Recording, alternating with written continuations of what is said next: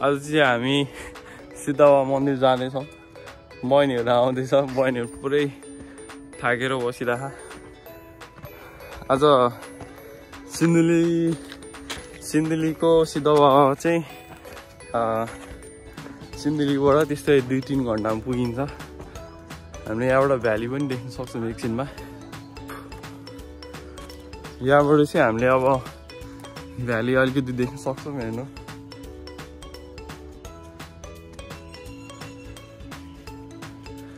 बहिनी कस्तो लाग्दैछ तिमीलाई? धेरै गाह्रो। अब यहाँबाट चाहिँ हाम्रो त्यही माथि टपमा पुग्नुपर्ने हामी चाहिँ त्यही 1-2 घन्टा लाग्छ अझै। हाम्रो सिन्धुली भ्याली चाहिँ यही हो। धेरै पपुलेटेड एकदम भइसक्यो, घरहरू पनि धेरै बनिसक्यो सिन्धुलीमा। यता चाहिँ हाम्रो मन्दिर साइड हो। यहाँ चाहिँ भ्यू टावर पनि छ। अब चाहिँ हामी हिँड्दैछौँ। मेरो नर्सरीदेखिको साथी आकाश। हामी चाहिँ अब आज सिद्धबाबा बिहानै हाइक छ, एकदम छोटा हाइक हो। हामीले चाहिँ यहाँ भ्यालीहरू हेर्दै अनि हाम्रो यो सालको काठहरू सुनखरीहरू हामी हेर्दै हिँड्दैछौँ। त्यही हो। अब हामी माथि गएर हजुरहरूलाई चाहिँ हामी माथिबाट दृश्यहरू देखाउँछौँ। यहाँ मेरो साथी हो, हिँड्दैछ। यहाँ चाहिँ एकदम डढेलो लागेको छ। यस्तो काम चाहिँ लगाइदियो होला। यो चाहिँ डढेलो, यस्तो चाहिँ डढेलो लगाउँछ। यस्तो काम चाहिँ हामीले गर्नु हुँदैन। यस्तो गर्दाखेरि चाहिँ तपाईँको वन्य जन्तुहरूलाई अलि ह्याम्पर हुन्छ। अब मान्छेको विचार हो, मान्छेलाई अब जति शिक्षा दिए पनि हुँदैन। यस्तो चाहिँ काम गर्नु हुँदैन। यहाँ चाहिँ सबै हाम्रो सालको काठहरू हो। यो सालको काठ चाहिँ एकदम महँगो हुन्छ। हामी सालको काठमा चाहिँ साल धुपहरू अनि फर्निचरहरू बनाउनु एकदम राम्रो हुन्छ। अनि यस्तोमा चाहिँ हाम्रो सुनखरीहरू पनि हुन्छ। सुनखरी अहिले यहाँ छैन, अरू माथि भेट्छ होला। हाम्रो बहिनी पुरा थकिरहेछ। डढेलोले एकदम चिरिप्पै पारेछ जङ्गलले। हाम्रो बजार चाहिँ यो साइड पर्छ। यस्तो छ। हाम्रो यो चाहिँ सालको रुखहरू है गाइस। हाम्रो सालको टपरीहरू त्यस्तो बुन्छ।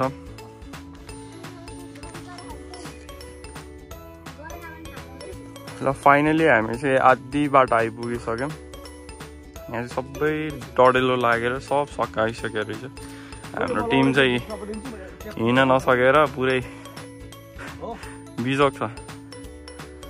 यो चाहिँ हाम्रो सर्ट हाइक हो सिद्धबाबामा।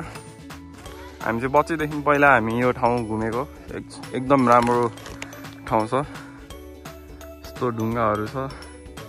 अनि माथिबाट चाहिँ हाम्रो भ्यालीहरू एकदम मजाले देख्छ। अहिले चाहिँ रुखहरूले चेलिरहेछ। यहाँ चाहिँ सबै सालको रुखहरू है। ल फेरि हामी माथि पुगेर भिडियोहरू चाहिँ बनाउने छौँ। र ठ्याक्कै यहाँ चाहिँ हाम्रो फक्सटेल अर्किड हामी भेटायौँ। फुलेको चाहिँ रहन्छ सुनखरी। यो चाहिँ हामी सिद्धबाबाको सिँढीतर्फ आउँदैछौँ। अब आइपुग्न लाग्यो हाम्रो चाहिँ। यहाँबाट चाहिँ त्यही 15 मिनट जति बाइक छ। अहिले चाहिँ राम्रो यहाँबाट भक्तजनहरूले चाहिँ राम्रो सिँढीहरू यो इँटाहरू बोकेर राम्रो गरेर रहेछ। यहाँबाट त्यस्तो भिड्दैछ। तल देखिएको चाहिँ भ्याली हो हाम्रो। ल हामी चाहिँ अब मन्दिर आइपुग्न लाग्यो। लगभग हाम्रो बहिनीहरू चाहिँ अलिक स्लो हिँडेर हामीले चाहिँ 1.5 घन्टामा आउँदैछौँ। बहिनीहरू चाहिँ हिँड्नै नसक्ने भएर आइरहेछ। तपाईँको मान्छे अलिक गाह्रो भइरहेछ।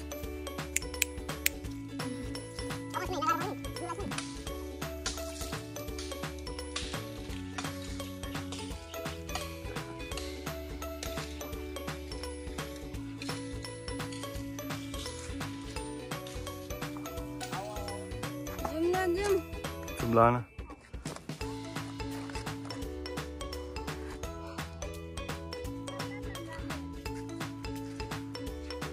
हामी चाहिँ अब फाइनल्ली सिद्ध बाबा मन्दिर आइपुग्यो। यहाँबाट यस्तो सराउन्डिङ छ।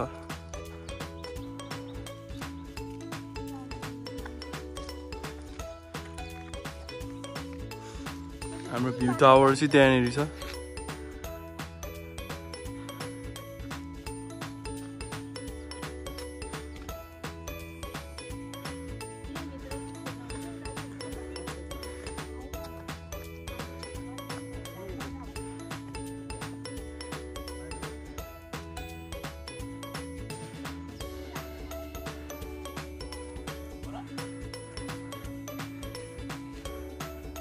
ल हामी चाहिँ फाइनली सिद्ध बाबा मन्दिर आइपुग्यौँ। त्यो देखेको चाहिँ भ्यू टावर हो।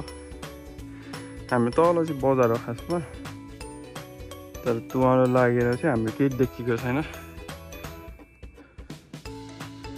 मन्दिर चाहिँ धेरै अगाडिदेखि पुरानो हो।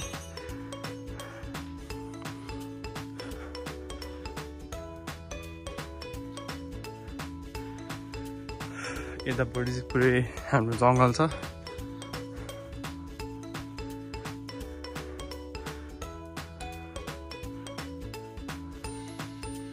यता चाहिँ झरनाहरू पनि छ।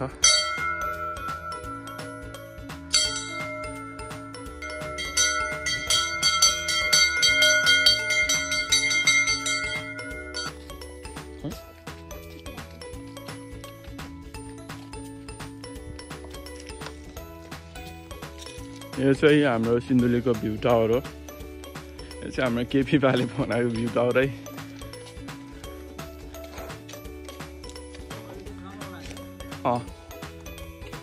हाम्रो टप फ्लोर रहेछ भ्यू टावरको। हाम्रो भ्यू टावर सिन्धुलीको भ्यू टावर दामी ठाउँ देखिने।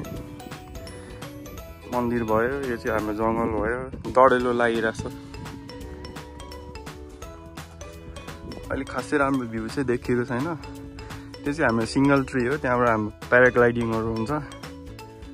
अनि हाम्रो बजार चाहिँ यतापट्टि छ। यतापट्टि छ हाम्रो बजारको। ल हाम्रो बहिनी आइ गरिदियो। हाम्रो मन्दिर चाहिँ यतापट्टि छ। अनि यो चाहिँ हाम्रो सबै जङ्गल हो। जङ्गल त्यसपछि हाम्रो बजार चाहिँ यतापट्टि हो। दामी ठाउँ छ हाम्रो भ्यू टावर सिन्धुलीको। घाम धेरै लागिरहेछ। यस्तो खालको ठाउँ छ हाम्रो बजार चाहिँ।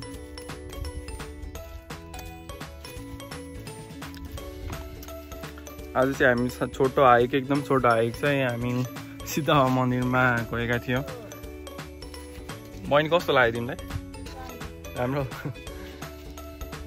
मान्छेहरू अझै आउँदै हुनुहुन्छ तलबाट। मेरो चाहिँ एकदम स्ट्रेसले गर्दाखेरि पिम्पलहरू एकदम आएको। आज चाहिँ हामी सबै यो बिल्डिङ हामी चाहिँ हेऱ्यौँ। यो चाहिँ भ्यू टावर हो। यो भ्यू टावरमा चाहिँ अब मान्छेहरूले पब्लिक प्रोपर्टीमा अलिकति फोहोरहरू गर्ने, त्यसपछि बोतलहरू यताउता फाल्ने अनि सिसाहरू फुटाउने कामहरू गरेको देख्यौँ। अब यो चाहिँ सबैको पब्लिक प्रोपर्टी भए चाहिँ सबैको चाहिँ भयो। अब यस्तो र फुटाउने, यस्तो गर्ने उस्तो गर्ने गरेर केही पाउँदैन। बरु सबैले यसको चाहिँ प्रिजर्भ गर्नुपर्छ। अब जस्तै हाम्रो यो वासरुमहरूको सिसा फुटाइदिने, प्यानहरू सबै फुटाएको छ। यो चाहिँ काम हामीले गर्नु हुँदैन। सबैको प्रपर्टी हो। यहाँ देखिरहेछ, यहाँ सबै चाहिँ फुटाएको छ। यस्तो काम चाहिँ हामीले नगरौँ। यो सबैको प्रपर्टी हो। सबैको ट्याक्स चाहिँ यहाँ जोडेको छ कि। सिन्धुलीको एकदम घुम्ने ठाउँ चाहिँ एकदम रियर छ, थोरै छ। त्यसमा एउटा यो एकदम बेस्ट डेस्टिनेसन भनेर हामीले बुझ्दा हुन्छ। त्यो पनि अब एउटै भएको कुरालाई सबैले अब जतन नगर्ने, सबै फुटाइरहेछ कि। त्यो चाहिँ हामीले नगरौँ। अब यहाँबाट चाहिँ हामी जाँदैछौँ। हामी बजारतिर अब जाँदैछौँ। अब हामीले चाहिँ एकदम छोटो हाइक गरेको। अब प्रमोट त गर्नु त मन थियो, तर सबै फुटाएको छ। यस्तो चाहिँ नगरौँ है गाइजहरू।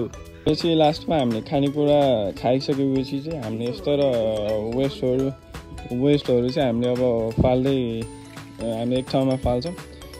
सबै कुराको चाहिँ युटिलाइज गर्नुपर्छ। अब हामीले डस्टबिनहरू चाहिँ त्यहाँ राखेको छ। अब मान्छेहरूले चाहिँ एकदम पोहोर गरेछ यो ठाउँमा आएर। हामीले चाहिँ एकदम सही ठाउँमा राखौँ, त्यही हो। हरू कतिको केयरलेस हुन्छ यहाँबाट पनि देखिन्छ है सबै फोहोर फालेको छ अब हामीले उठाउने अहिले यो उठाउने कुरा त हुँदैन मेरो नि अलिकति काम छ हाम्रो साथीहरू चाहिँ जाँदैछौँ अब यस्तो हामीले चाहिँ प्याक गरेर हामीले चाहिँ डस्टबिनमा फाल्छौँ यिनीहरू चाहिँ सबैजनाले चाहिँ यस्तै काम गरिदिनु होला सबैको यो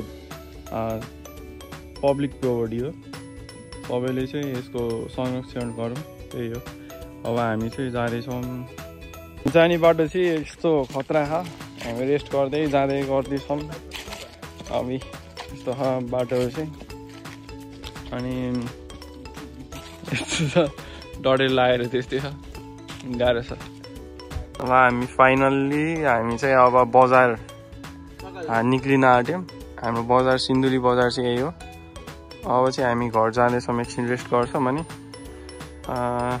जाँदाखेरि चाहिँ गाह्रै भएको थियो आउँदाखेरि चाहिँ लगभग हामी 1 घन्टामै आयौँ अब हामी घर जान्छौँ अनि फ्रेस भएर चाहिँ फेरि नर्सरी जाने प्लान छ पढ्न छोड्नु भएन